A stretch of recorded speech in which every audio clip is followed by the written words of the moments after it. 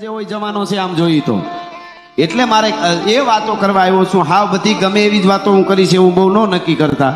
હું મનોરંજનનો માણસ નથી પાછો, પણ ગમે એવી એટલે સારું લાગે એવી એમ નહીં, પણ જે જરૂરી છે એ વાતો કહેવા માટે હું આવ્યો છું, હું કહેવાનો છું. અમને અમીરાતની ખમીરાતની દેશભક્તિની મહાપુરુષોની સુરવીરોની સતી નારીઓની એવી ફરમાઈશો આવે ત્યાં સુધી જ પ્રોગ્રામો કરવા છે. અમને જેથી સનેડાની ફરમાઈશ આવે તેથી ડીઝલ રિક્ષા લઈ લેવી, બાકી પ્રોગ્રામો બંધ. એના માટે નથી બોલતા સાહેબ. શું તાકાત છે આ ધરાની, અને એ થોડીક જો લાગી જાય ને તો તમને મોજના તોરા છૂટી જાય સાહેબ. એમ લાગે કે આ પરંપરા છે, આ ધરતી આપણા મા બાપ આપણા પુરુષુરીઓ આપણને હોપી ગયા અહીંયા સુધી. કેવડા સંઘર્ષ કર્યા, કાંઈ નહોતું છતાંય પાઘડીના વળમાં પાઘડીના આટામાં 2 રૂપિયા કે રૂપિયો ભરાવેલો હોય ને, ધર્માદાની વાત આવે, સારી સંસ્કૃતિની પાત્ર કોઈ ભજવતું હોય તો એ આપીને પાઘડીનો ઘા કરી દેતા કે મારી પરંપરા માટે ઓળઘોળ છે. એ રાખવા જેવું આપણી પાસે, ભારત પાસે અહીંથી જાહેરમાં કહું સાંભળજો, આપણી પાસે છે શું? ખૂબ છે, આમ બધું આપણી પાસે છે, પણ મુદ્દો એ છે સુપર પાવર તો આપણે નથી ને. સુપર પાવર તો બીજા ઘણા છે, અમેરિકા છે, ટેકનોલોજીમાં જાપાન ને ચાઇના ને બીજા ઘણા છે. તો છતાંય આપણે શું કામ આગળ માનીએ છીએ? આપણી પાસે સભ્યતા છે, માનવતા છે, આપણી પાસે સંસ્કૃતિ છે, પરંપરા છે. એ પરંપરા મૂકી દીધી તો ઓલામાં તો ઓલા બધા છે જ આપણી આગળ, પણ આ ન ભૂલાય એની વાતો. અને આ હોળી જેવો આપણો તહેવાર, અને સાહેબ કેટલા યાત્રાળુઓ આવે છે, અને એને ખવડાવવા વાળા, એને ભોજન પ્રસાદ દેવા વાળા કેમ્પ નાખી અને ઠાર આવતા જાઓ. જય રણછોડ પ્રસાદ લેતા જાઓ. જાણે કણે કણમાં આ ધરતીના કણકણમાં રણછોડ રાયનો રણકાર થાય છે. એ ભક્તિમાં તરબોળ થવા માટે આપણે અહીંયા 2 કલાક મળ્યા છે. એટલે ફરીને આપ બધાને કહું છું કે એવો આ સંસ્કૃતિ સભર ડાયરો છે. તમને સારી વાતો, સંસ્કૃતિ સભર વાતો, ભક્તિની વાતો, સુરવીરોની દેશભક્તિની વાતો, રાષ્ટ્રની વાતો, નારી શક્તિની વાતો, એ વાતો હું આપની આગળ કરવાનો છું. તમે બધા પ્રેમથી સાંભળશો એટલે મજા આવશે. પ્રોગ્રામમાં ખાસ કરીને આપણે અહીંયા હોય ને એટલે મજા જ આવે. અત્યારે થોડીક તકલીફ કેમ પડે છે ખબર? આપણે જે જગ્યાએ હોય એ જગ્યાએ હોતા નથી. ઓફિસે હોય ત્યારે ઘરે હોય, ઓફિસે બેઠા આપણે વિચાર કરે મારા પત્ની, મારા બાળકો ને આમ ને તેમ, અરે હું એકલો. એ ન્યા હોય, ઘરે આવીને ઓફિસે ઘૂમરા મારતો હોય. એટલે ઘરવાળાનું બગડે, ઓફિસનું બગડે. એમ તમે અત્યારે પ્રોગ્રામમાં છો એટલે હું અહીંયા જ બેસું એટલે પ્રોગ્રામ જામે, તમે અહીંયા જ હો તો જામે. ખોખું પ્રોગ્રામમાં બેઠું હોય ને તમે ક્યાંક ગલીઓમાં આટા મારતા હો તો પછી કે મજા ન આવી. ક્યાંથી મજા આવે? તું અહીં હતો જ નહીં. અત્યારે આપણો યોગેશ્વરનો, ના યોગેશ્વર એટલે કૃષ્ણ રણછોડરાય યોગેશ્વરનો દેવ છે. યોગેશ્વર એટલે યોગ, યોગી એટલે શિવ, અને યોગેશ્વર એટલે કૃષ્ણ, અને યોગીની માતાજીને આપણે દેશી ભાષામાં જોગણી કહીએ, એટલે યોગીની. એટલે યોગનો ઉપર આખું ભારત છે. યોગ એટલે મનને સ્થિર કરવું, મનને એક જગ્યાએ બેહારી દેવું અને શરીરને તોડી નાખવું, સતત દોડતા રહેવું, એ આપણી પરંપરા. મનને સ્થિર કરો, શરીરને તોડી નાખો. હવે અત્યારે ઊંધું થયું છે, શરીર સોફે આડું પીડ્યું હોય ને મન અડિયું કાઢતું હોય, એમાં આપણે થાકી જઈએ સાહેબ. પછી નથી આ ડિપ્રેશનમાં આવી જાય છે. મુંબઈમાં મને હમણાં એક જણે વાત કરી, મને અચરજ લાગી. મને કે હકીકતમાં આવું છે.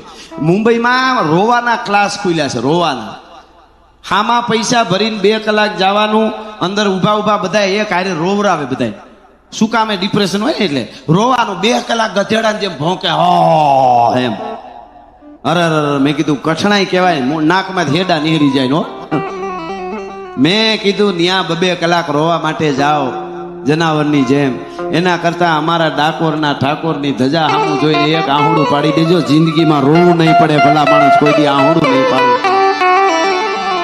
કેવો આપણો ભગવાન છે સાહેબ. દુનિયાના તને દરેક જેટલા ધર્મ છે બધાયને નમન. આપણી સનાતન પરંપરા જેવી છે, કોઈને આપણે નીચા કહી જ ન શકીએ. આપણી પરંપરાએ જ આપણને શીખાડ્યું નથી કે કોઈ નીચું હોય અને બીજાને નીચું ગણે એ જ નીચ છે. આપણે બધા નમન કરવા વાળા છીએ. પણ કોઈ ધર્મના ભગવાને એવું કીધું કે એક સુપર પાવર જે કામ કરી રહ્યું છે, હું એનો બાળક છું. આજે એનામાં લખ્યું એ કહું છું. કોઈ ધર્મના ભગવાને એવું, ઈશ્વરે એવું કીધું, સુપર પાવર જે ચલાવે છે દુનિયાને, એનો હું બાળક છું. કોઈ ધર્મના ભગવાને, ઈશ્વરે એવું કીધું કે જે પૂરી કાયનાત કો ચલાતા હૈ, મેં ઉસકા સંદેશા વાહક હું. હું એનો સંદેશો દેવા વાળો છું. પણ એક જ દ્વારકાધીશ કે ડાકોરના ઠાકોર કુરુક્ષેત્રના રણમેદાનમાં ઉભીને રણછોડરાયે એમ કીધું કે અર્જુન, હું જ બ્રહ્માંડનો બાપ છું. ભલા માણસ, હું ધારું ઈ થાય તારે લખવું હોય ત્યાં લખી લેજે.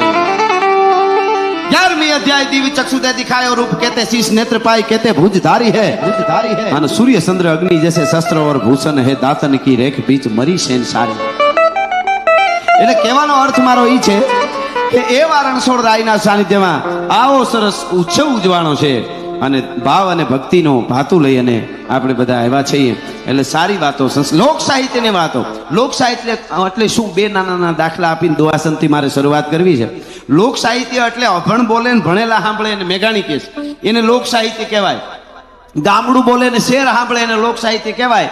અને ગામડાનો, નેહડાનો, માખણનો પીંડો નાખેલો, ત્રાંબાના પતરા જેવા કલર વાળો, સુગંધ વાળો બાજરાનો રોટલો બોલે અને પીજો અને બર્ગર સાંભળે, આને લોક સાહિત્ય કહેવાય.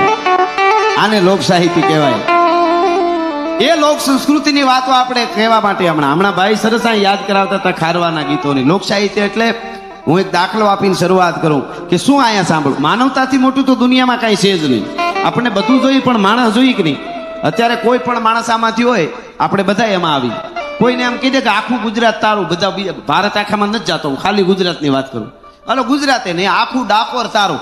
ડાકોરના સીમાડા પૂરા થાય ત્યાં સુધી કોઈ માણસનું ઝીણ્યું નહીં. એક જ જાણો, તું મોજ કર, તને બધું આપ્યું સંપત્તિ. કોઈ રિયામાંથી કયો માણસને દુનિયા મળવાનું જ નહીં કોઈ દી કોઈને, એનું બધું. તો શું થાય? રાક્ષસના પેટના થઈ જાય ને, ગમે એને ભરખવા માંડે. હો પછી કહેવાનો અર્થ મારો એ છે, માનવતા જે છે, માણસની આ માયા છે. અને એટલે જ જનતા જનાર્દન, જનતામાં માણસની અંદર અંશ છે. ઈશ્વર અર્જુનને સંબોધીને ભગવાન કૃષ્ણએ કીધું છે કે હું છું, અને માણસમાં, પશુમાં હું સિંહમાં છું, માણસમાં હું કવિમાં છું, ભક્તમાં છું, ઘણું બધું એ તો વાત છે. પણ મારું કહેવાનો અર્થ એટલો છે કે એવા રણછોડ રાયજીના સાનિધ્યમાં જ્યારે મળ્યા છે ત્યારે લોક સાહિત્ય એટલે શું એની એક વાત કરીને દુહાસનથી મારે શરૂઆત કરવી છે.